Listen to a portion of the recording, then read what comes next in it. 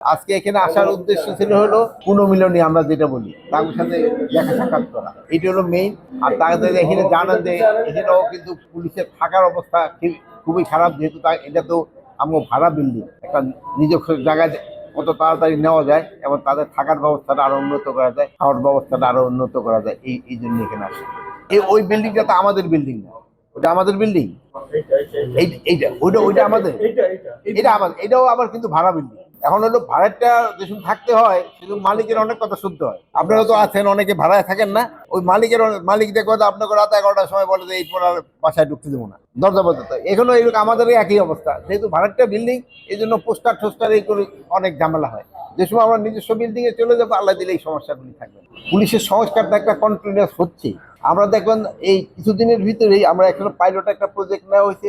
আপনারা সবসময় বলেন জিডি এবং ওই মামলা পুলিশ নিতে চায় না, এই জন্য এটা অনলাইনে দিতে পারবে।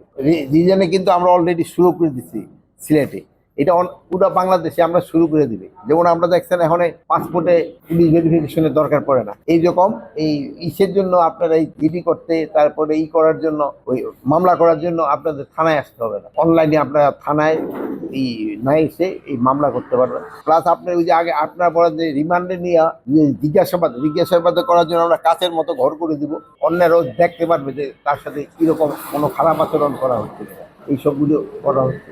যদি মামলা বাণিজ্যে কেউ ইসের সাথে দুর্নীতির সাথে জড়িত হয়, তাকে কাউরি ছাড় দেওয়া হবে না। আপনারা জানেন পুরো এই র্যাঙ্কের 84 জনরে কিন্তু আমরা অ্যাটাচ করে রাখি। প্রায় আমার মনে হয় 30-40 জনের মতো আমরা বাড়িতে পাঠাই দিচ্ছি। আরো এরকম 30-40 জন বাড়িতে পাঠানোর জন্য আমরা একটু কুণ্ঠিত করবো না, যদি কোনো রকমের দুর্নীতির সাথে জড়িত। তবে হ্যাঁ, আপনারা একটা সত্যি কথা বলছেন, বাংলাদেশের সবচেয়ে বড় সমস্যা হলো দুর্নীতি, সবচেয়ে বড় সমস্যা দুর্নীতি।